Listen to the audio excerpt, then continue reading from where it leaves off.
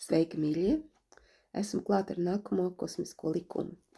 Bet pirms es viņu iztirzāju, es vienkārši gribēju pateikt šādu lietu, ka mūsu dzīvē pastāv divi spēki.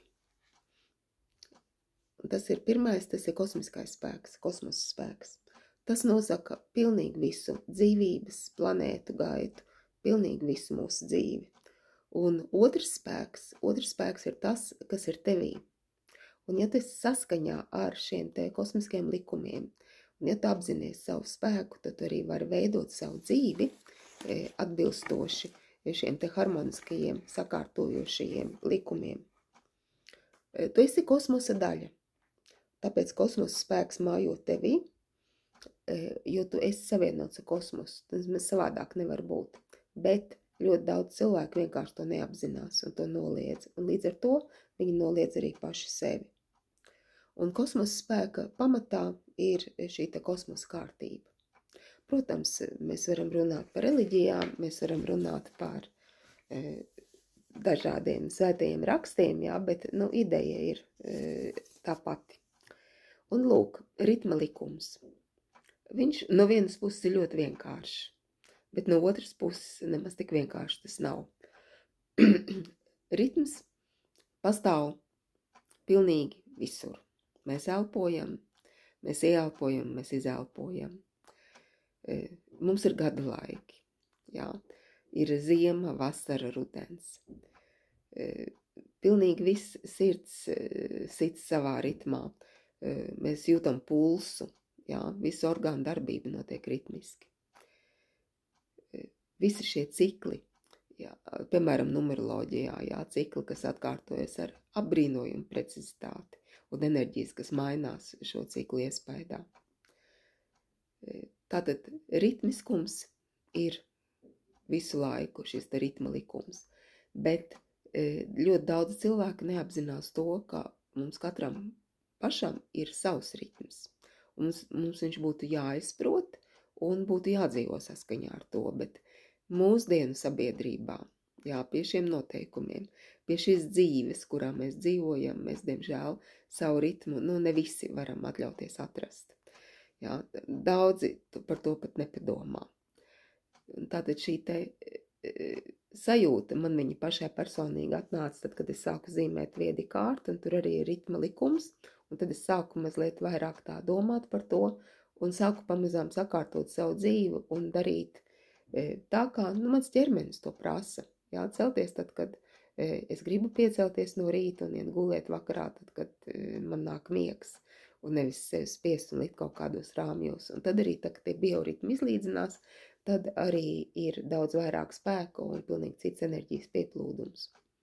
Bet tā ir viena puse, viena daļa tikai no šī likuma.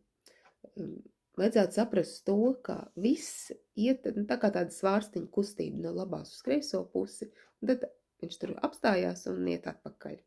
Pilnīgi viss tā arī notiek. Tā mēs elpojam, tā mēs dzīvojam, tā arī notiek viss šīs mēnesis fāzes, mums ir pilnmēnesis, un tad ir tukšais mēnesis, jā, un tad ir atkal pilnmēnesis, un tad, kad ir tukšais mēnesis, tad mēs esam drusku vairāk saguruši, mums nav tik daudz spēka. Ir arī atsevišķas dienas, kurās varbūt vajadzētu izvairīties no tādas aktīvākas rīcības, jā, bet mēnesis regulē un īpaši sievietēm regulē dzīvi ļoti, ļoti, ļoti.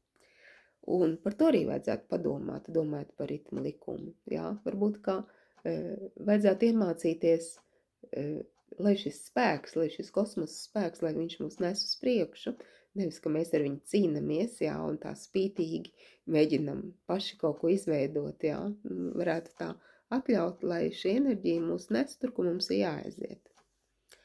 Un runājot par svārstiņu, jā, par emocijām, man patīk angļu valodā šis vārds, pats vārds par sevi varbūt nav tik jauks, emotions, bet tas ir energy in motion, enerģija kustībā.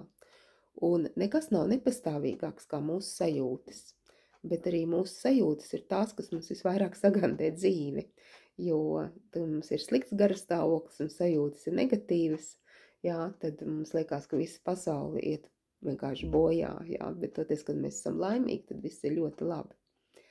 Un šis te ritma likums, viņš arī māca, kā šīs emocijas visas pāriet, arī tas pāries.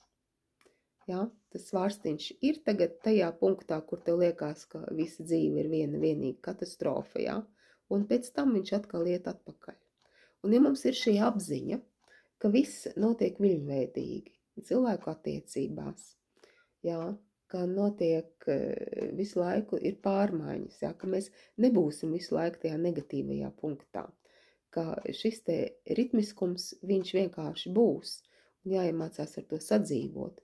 Un tāpēc atslēgas vārds patiesībā ritma likumam būtu iekšējais miers un harmonija un pieņemšana. Pieņemt, jā, tagad tā ir, bet es zinu, ka tas mainīsies. Jo neviena ziema nav mūžīga un neviena nakts nav mūžīga. Lai arī reizēm liekas, ka tagad ārā ir tāda tumša un drūma diena, kā šodien, ka visu dienu bija jādedzina elektrība, lai kaut ko varētu darīt. Bet mēs zinām, ka tas beigsies. Mēs zinām, ka tas viss pārveidosies atkal.